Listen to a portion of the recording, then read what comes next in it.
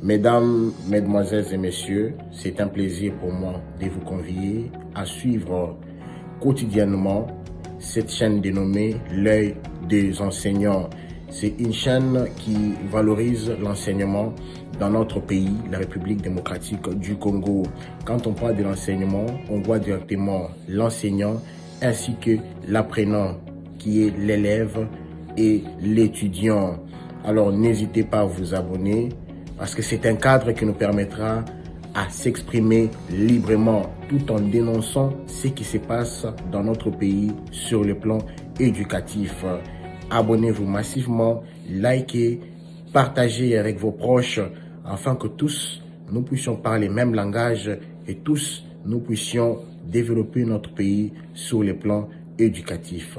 Que Dieu bénisse la République démocratique du Congo. Je vous remercie, monsieur le journaliste. Je vous remercie, mesdames et messieurs de la presse, pour votre présence en ce lieu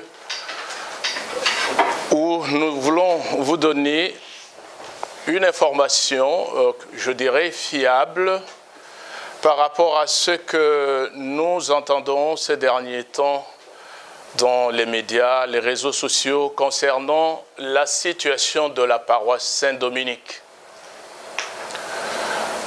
Vous le savez, son éminence, le cardinal Fridolin Ambongo, lors de l'ouverture de l'année pastorale, avait expliqué aux fidèles de l'archidiocèse de Kinshasa la portée de la paroisse Saint-Dominique, la situation qui y prévaut, en montrant comment, tout au début, on est parti d'un comportement des fidèles, lequel comportement des fidèles n'a pas été conforme à la législation aux normes de l'Église et a créé comme un petit désordre au sein de la paroisse. Et c'est ce désordre qui remontera à lui en tant que pasteur et qui sollicitera, ou si vous voulez, nécessitera son intervention. En clair, tout ce qu'il avait dit aurait suffi s'il n'y avait pas par la suite une certaine campagne de désinformation, d'erreurs, et je dirais même de mensonges. Comme vous le savez, nous ne sommes pas là pour faire entrave à la justice parce que la situation est déjà dans les mains des cours et tribunaux. Mais nous voulons juste donner une information. Et cela en conformité avec notre charge de vicaire judiciaire de l'archidiocèse de Kinshasa. Comme vous le savez, on ne peut pas commenter les affaires qui sont en justice, même si nous sommes désagréablement surpris de voir que ceux qui sont censés respecter cette déontologie, c'est-à-dire les avocats, eh bien, ce sont ceux-là qui violent cette norme obligatoire. D'aucuns le savent, c'est au sortir de chaque audience, au moins pour les deux qui ont eu lieu jusque-là concernant la situation dominicaine, que leur avocat s'illustre par des déclarations, je dirais, truffées de beaucoup de mensonges et d'erreurs, voulant, comme pour ainsi dire, faire les procès déjà dans les médias et détourner l'attention de ceux qui écoutent ou de cette opinion qui a droit à une information vraie, donc de détourner son attention de la vérité. C'est pour cette raison et dans le respect de cette opinion, tant nationale qu'internationale, que nous intervenons en ce moment pour amplifier le message qui a été porté aux fidèles de cet archidiocèse, mais aussi à ceux qui l'ont écouté à travers les médias, eh bien ce message qui a été porté et transmis par le cardinal Fridolin Ambongo, archevêque métropolitain de Kinshasa. Tout en réaffirmant notre confiance en la justice de notre pays, je dis tout simplement qu'à Saint-Dominique, dans cette paroisse, il n'y a pas de conflit. Il n'y a pas de conflit à la base. Parce que lorsqu'on parle des conflits à la paroisse Saint-Dominique, on fausse déjà les données. Il n'y a pas de conflit à la base. Et qu'est-ce qui se passait à la paroisse Saint-Dominique? Quelle est la genèse? Quel est le problème? Le problème de Saint-Dominique remonte à un malaise, si vous voulez, créé dans la foi des fidèles par un comportement inopportun des frères prêcheurs, c'est-à-dire des pères dominicains. Le comportement, c'est lequel? Il s'est agi de la construction d'un supermarché, un bâtiment qui regorgerait en son sein d'autres lieux, dont boîtes de nuit, à côté d'une grotte mariale, à côté de l'église même, lieu de culte et de prière des fidèles catholiques. Comme vous le savez, même sans être catholique, vous vous sentez offensé par une telle initiative. Et les fidèles l'ont été davantage. Ce sont ces mêmes fidèles, offensés dans leur foi, scandalisés même dans leur foi, qui ont crié vers leur père, leur pasteur. Ce sont eux qui ont inondé messages et d'appels le téléphone de son éminence, le cardinal Fridolin Ambongo. Il voulait savoir ce qui se passait, comment il pouvait autoriser lui qu'un supermarché puisse s'élever à côté de ces lieux saints. Étonné, le cardinal a voulu savoir de quoi il était question. Il avait dépêché en ce moment-là son évêque auxiliaire, son Excellence, Monseigneur Carlos Ndaka, pour qu'il aille s'enquérir et comprendre ce qui se passe réellement, répondant ainsi aux besoins fidèles. C'est lorsqu'il arrive sur place que l'évêque auxiliaire se rend compte qu'effectivement, quelque chose est en train d'être préparé. Tout le matériel est déposé, il y a de traçage sur le sol, c'est-à-dire il y a un bâtiment, tout laisse à croire qu'il y a quelque chose qui va pousser ici. Et il en rend compte à son éminence. Alors, dans sa sollicitude paternelle, son éminence a fait tout pour qu'on rencontre les frères dominicains, initiateurs de cette œuvre. C'est comme ça. Et pour faire bref, il y a eu une série de réunions qui ont rassemblé d'une part les dominicains, d'autre part les paroissiens, le conseil pastoral élargi, et de l'autre côté, c'était les évêques auxiliaires. Et cela ne pas aller en une fois. Ces réunions sont allées jusqu'à 3 ou 4 fois, de façon à ce que les dominicains soient dissuadés de mettre fin à cette entreprise. Voilà la situation. Mais il y a eu persévérance. Alors que d'une part, il feignait de céder à la sollicitation paternelle de son éminence, d'autre part, le bâtiment poussait. Alors, son éminence, de bonne foi, croyait que c'était l'initiative du curé qui était là, qui était un curé dominicain. Alors, comme dans de tels cas, il a révoqué le curé pour qu'un autre vienne et respecte la foi des fidèles. c'est-à-dire qu'on ne puisse pas construire un supermarché à cet endroit. Le deuxième curé, encore dominicain, a été institué et curieusement, alors qu'au début, il semblait être bien, c'est-à-dire faire en sorte que les travaux s'arrêtent, malheureusement, après quelque temps, nous avons vu que les travaux continuaient. Alors, cela allait aussi, n'est-ce pas, avec la colère, l'énervement et parfois le désarroi des fidèles, ce qui ne pouvait qu'éreinter l'archevêque.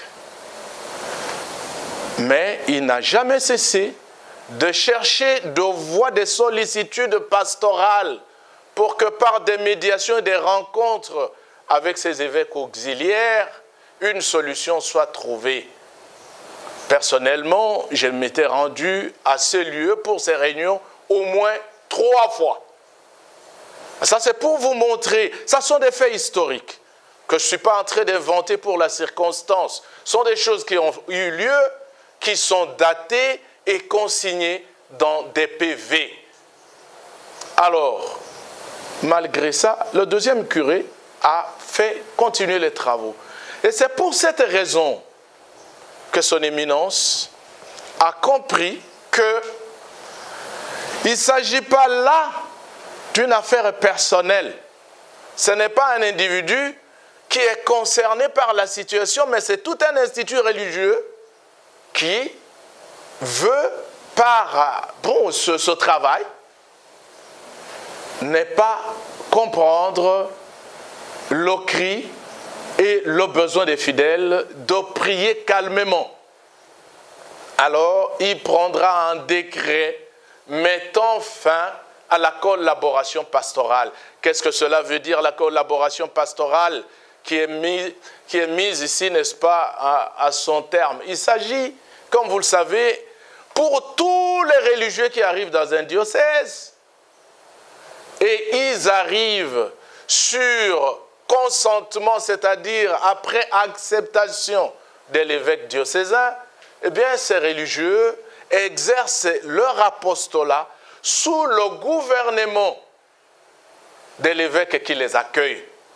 En d'autres termes, les frères prêcheurs, les dominicains et tous les religieux qui sont ici exercent leur apostolat dans le respect, l'obéissance à son éminence le cardinal Fridolin en tant qu'archevêque métropolitain de cette circonscription ecclésiastique. Donc c'est sous son autorité et non en dehors de lui qu'ils peuvent faire leur travail de salut des âmes. Alors en mettant fin à cette collaboration, alors ici je tiens aussi à préciser que nous sommes dans le cadre de l'Église catholique qui depuis des siècles est régie par un droit propre appelé le droit canonique. Toutes ces questions sont réglées minutieusement dans leurs détails par le droit de l'Église. Raison pour laquelle les frères prêcheurs, je mets le mot entre guillemets, lésés par le décret de son éminence, ont fait recours. Ce qui est de leur droit, le droit qui leur est reconnu par le droit de l'Église. Ils ont fait recours d'abord à son éminence. Et puis, n'ayant pas obtenu satisfaction, ils se sont adressés à l'autorité hiérarchique, c'est-à-dire à Rome, au Saint-Siège. Et là, ils ont été déboutés, c'est-à-dire le second degré de la juridiction ecclésiastique. N'étant pas contents de la décision, ils sont allés jusqu'à la signature apostolique, ce que nous appelons ici la Cour de cassation, en équivalent. Là aussi, ils ont été déboutés. Alors, n'ayant plus trouvé d'appui juridique au niveau de l'Église, et je suis même sidéré de voir que l'avocat de dominicain, le professeur Kangulumba, que je respecte, distille des contre-vérités en ne disant pas clairement à l'opinion que nous devons tous respecter l'issue de tout cela. Il parle juste des procès à Rome et de manière évasive. Parce que lorsqu'il y a un procès, il y a une conclusion, il y a un jugement. Il y a tous ces jugements-là où il est clairement indiqué que les dominicains ont été déboutés. Et il y a même l'intimation de l'autorité compétente romaine à ce qu'ils se plient à ces décisions, observent et obéissent à son éminence et demandent même pardon pour un tel comportement qui a heurté la foi des fidèles. Eh bien, n'ayant plus d'appui à ce niveau, qu'est-ce qui s'est passé? Eh bien, ils ont trouvé bon de se tourner vers la justice civile de notre pays. Eh bien, c'est de leur droit aussi. Mais là, je dois dire, en tant que juriste des formations et des professions, et cela en contredisant de façon véhémente et officielle ce qui a été dit par le professeur Kangulumba dans les réseaux sociaux, aujourd'hui en République démocratique du Congo, on ne peut pas parler des biens de l'Église sans tenir compte des dispositions du droit canonique. Professeurs, chercheurs, on est censé connaître et savoir que notre pays a signé avec le Saint-Siège un accord cadre. L'accord cadre qui définit les relations entre l'Église catholique en République démocratique du Congo et l'État congolais. C'est un accord cadre qui a été signé entre le Saint-Siège et la République démocratique du Congo concernant la situation de l'Église dans notre pays.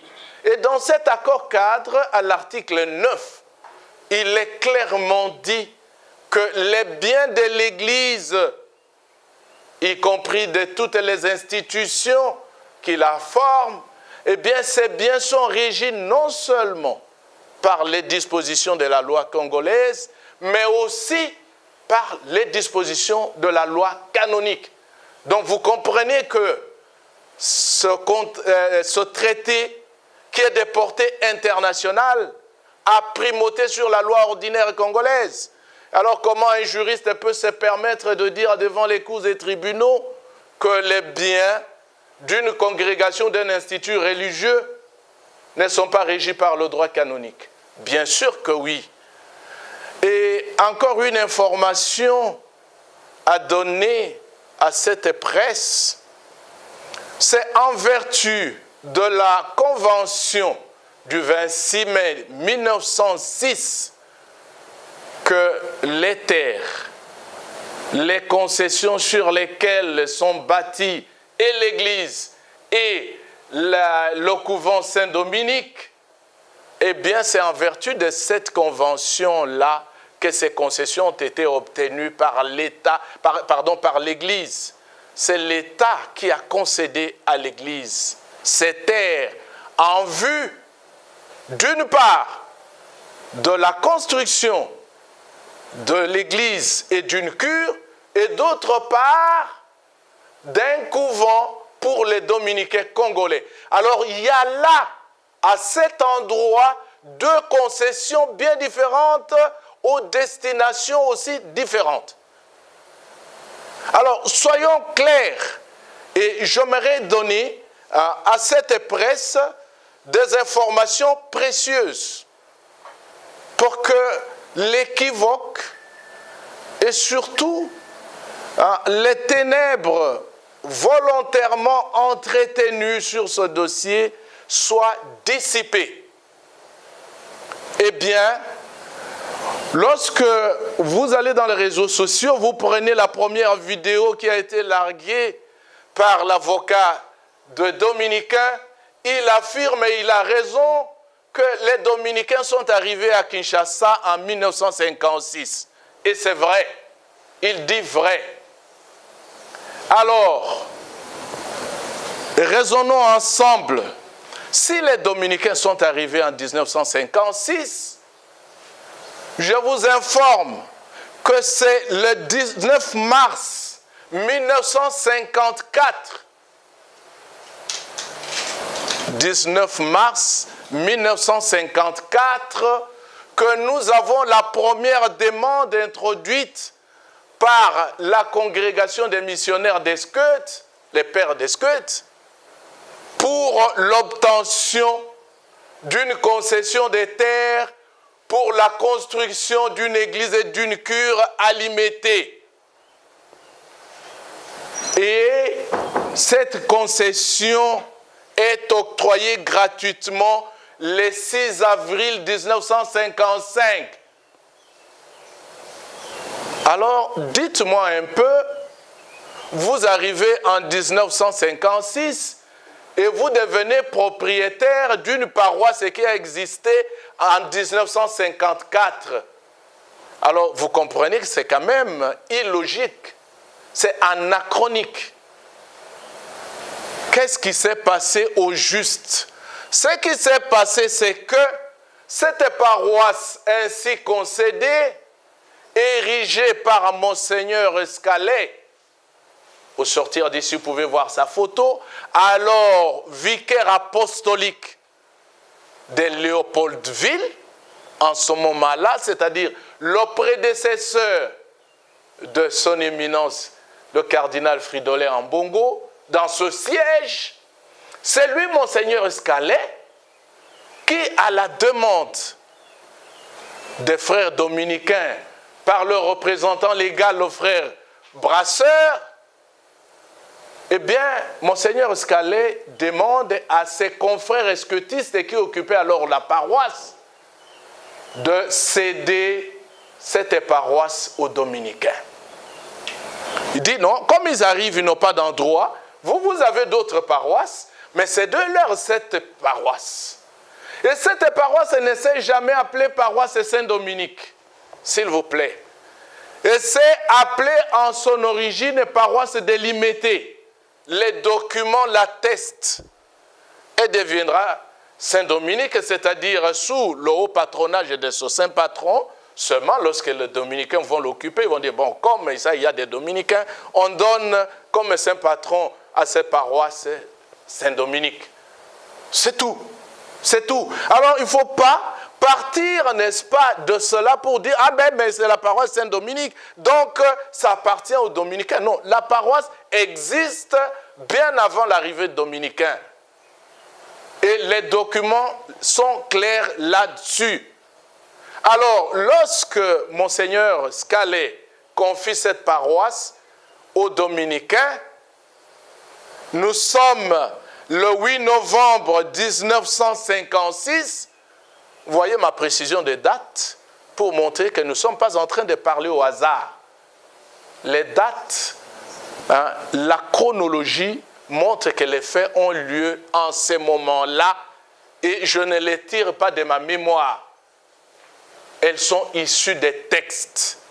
Alors, les frères dominicains, lorsqu'ils sont là, ils disent oui, mais cette propriété appartient à la paroisse. Et là, je vous dis seulement, en droit canonique, en droit de l'Église, la paroisse est une personne juridique. Ce qui est dit personne morale. C'est-à-dire la paroisse peut posséder, peut acquérir, peut aliéner des biens. Voilà. Alors, comme ce terrain appartient à la paroisse, nous n'avons rien. Et c'est en ce moment-là qu'eux aussi vont introduire la demande auprès de l'État du Congo belge pour obtenir un terrain pour eux.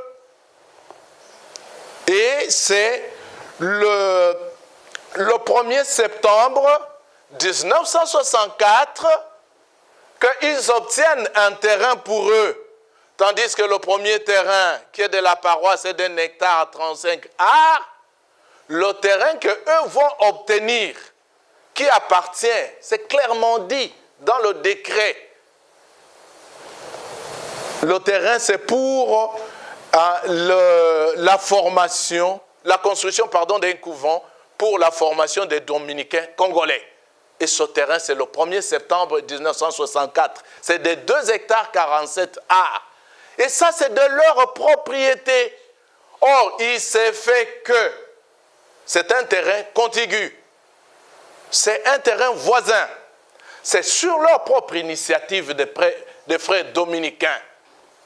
Et leur avocat l'a dit, qu'ils vont réunifier les 2 terrains. Ils vont réunifier les 2 terrains pour en faire un seul certificat. Mais attention, ici nous sommes encore dans le cadre de l'Église, la chose passe, il n'y a aucun souci.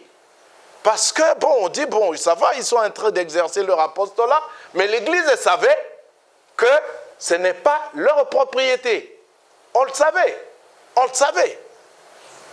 Mais c'est à la suite de ce qui est arrivé que on comprendra que les frères et prêcheurs voulaient profiter de cette situation pour arracher à l'archidiocèse de Kinshasa un bien qui lui appartient, c'est-à-dire ce terrain. Et vous avez entendu encore, je dirais ici, un discours de mensonges et de désinformations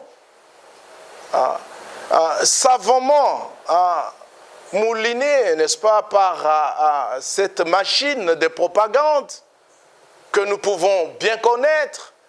Eh bien, dans ce discours, vous voyez, on dit, mais non, c'est l'archidiocèse qui est allé en procès contre nous. Mais l'archidiocèse n'a jamais fait aucun procès contre qui que ce soit. Nulle part, vous voyez l'archidiocèse en procès contre qui que ce soit. Il n'a jamais pris l'initiative d'un procès. Je vous ai dit, le premier procès à Rome sont les frères dominicains eux-mêmes qui sont allés à Rome.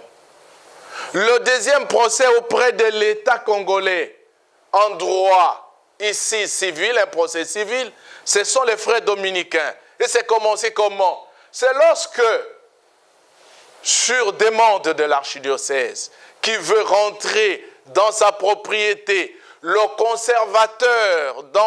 conservateur des titres immobiliers, dans ses compétences, rappelle, demande aux frères dominicains de remettre leur certificat d'enregistrement. C'est dans ses compétences. Le conservateur peut rappeler un certificat. Et ceci, n'est-ce pas, refuse. Il refuse. Il n'obtempère pas. Et c'est en ce moment-là qu'ils vont en procès contre le conservateur. Le procès qu'il y a au TGI Matete, au tribunal de grande instance de Matete, ce n'est pas contre l'archidiocèse, c'est contre le conservateur. L'opinion doit être éclairée là-dessus. Eh bien, lorsqu'ils vont en procès contre le conservateur, ils obtiennent du tribunal que le conservateur ne rappelle pas leur certificat. Et comme vous le savez, une certaine hilarité a gagné, n'est-ce pas, le couvent et les environs. C'était cri de joie et d'allégresse. L'archidiocèse ne savait absolument rien. Mais plus tard, nous nous rendons compte qu'il s'agit des intérêts de l'archidiocèse et qui sont piétinés. Mais comment, dans une situation qui nous concerne, un procès a lieu contre le conservateur et personne ne nous informe? Vous voyez? Parce qu'en réalité, ce sont nos intérêts qui sont en jeu.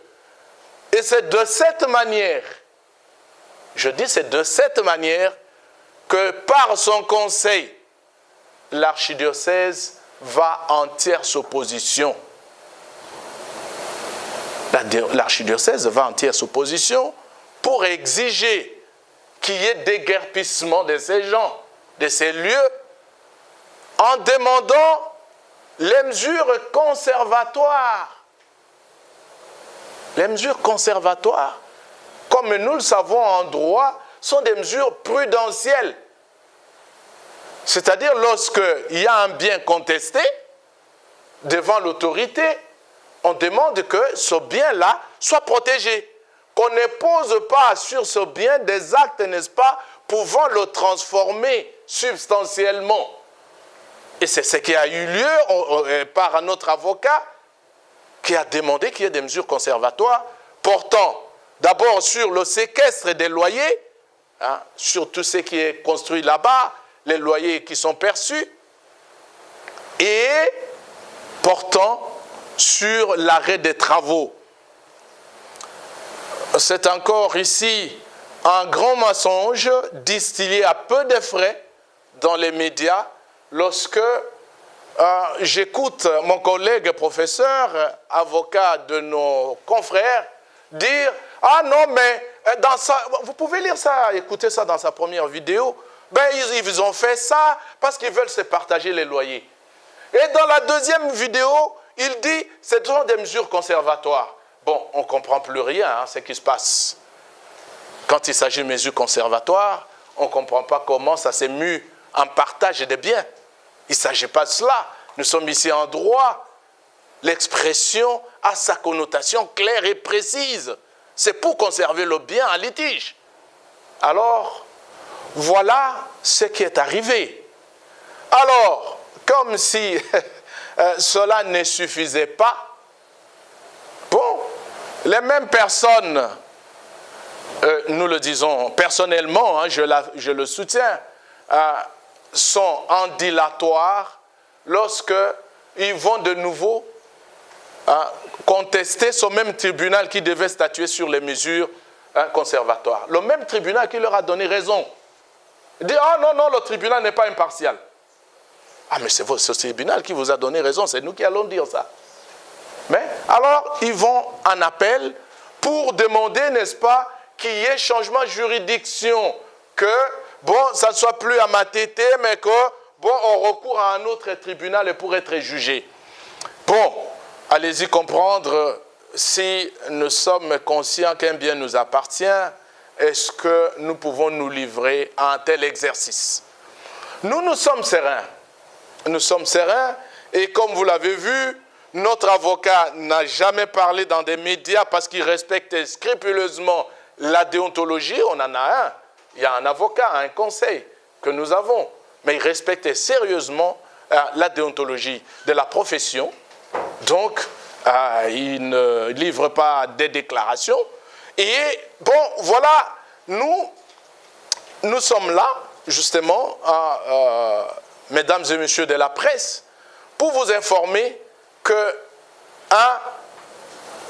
l'archidiocèse n'est jamais allé en procès contre personne. De deux, nous sommes là pour vous informer que la paroisse Saint-Dominique est bel et bien, et les documents historiques l'attestent, une propriété de l'archidiocèse. 3, il n'y a pas de conflit entre les dominicains et le cardinal Fridolin Ambongo. Si conflit il y a, c'est entre les dominicains et les fidèles de la paroisse. Parce que ce sont les fidèles qui sont énervés par un acte qui lèse leur foi. Et le pasteur, en tant que père de tous, ne peut qu'intervenir. Voilà, c'est ici que se situe l'intervention de son éminence en tant que pasteur de cette église. Et il n'y a pas deux pasteurs ici. Nous sommes en église catholique. Ce territoire est gouverné uniquement, je dis bien uniquement, par le cardinal Fridolin Ambongo. Il n'y a pas deux pasteurs. Donc, ne faisons pas comme des méli-mélo, voulant situer d'une part le cardinal et d'autre part quelque autre autorité ecclésiastique ici. Non, il n'y en a pas. Au-dessus de lui, il n'y a que le Saint-Père. Alors, bon, je voulais quand même brosser ces éléments pour qu'il n'y ait pas de confusion. Parce que, vous le savez, lorsque les scotistes, qui sont les premiers missionnaires de ce pays, acquéraient Et ça, j'admire leur honnêteté. Lorsqu'ils acquéraient des terrains, lorsqu'ils recevaient des terrains, ils distinguaient soigneusement ceux qui appartenaient à la congrégation, c'est-à-dire à leur institut, et ceux qui appartenaient au diocèse. Les paroisses. La paroisse, et qui dit paroisse, dit la subdivision du diocèse. Alors, vous allez comprendre que dans les médias, nos frères de l'autre côté, y compris leurs interlocuteurs, ne parlent pas de la paroisse Saint-Dominique. Suivez, soyez attentifs. Ils parlent seulement de Saint-Dominique. Non, Saint-Dominique n'existe pas. Saint-Dominique est comme un saint, très bien, mais c'est la paroisse Saint-Dominique. Je vous appelle, mesdames et messieurs de la presse, de ne pas parler de Saint-Dominique tout court, parce que quand vous parlez de Saint-Dominique, il s'agit d'un saint, dont la mémoire peut être célébrée par quiconque, à l'intercession duquel, n'est-ce pas, nous pouvons nous confier.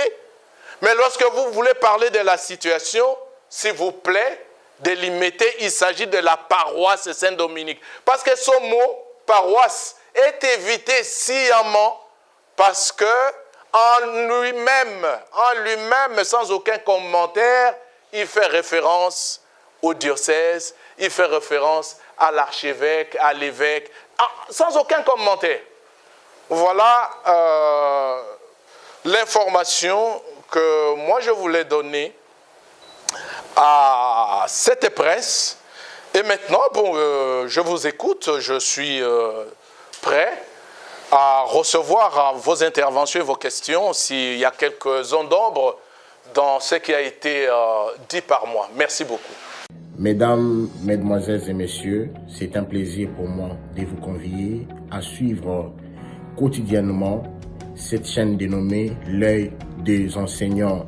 C'est une chaîne qui valorise l'enseignement dans notre pays, la République démocratique du Congo. Quand on parle de l'enseignement, on voit directement l'enseignant ainsi que l'apprenant qui est l'élève et l'étudiant. Alors n'hésitez pas à vous abonner parce que c'est un cadre qui nous permettra à s'exprimer librement tout en dénonçant ce qui se passe dans notre pays sur le plan éducatif. Abonnez-vous massivement, likez, partagez avec vos proches afin que tous nous puissions parler le même langage et tous nous puissions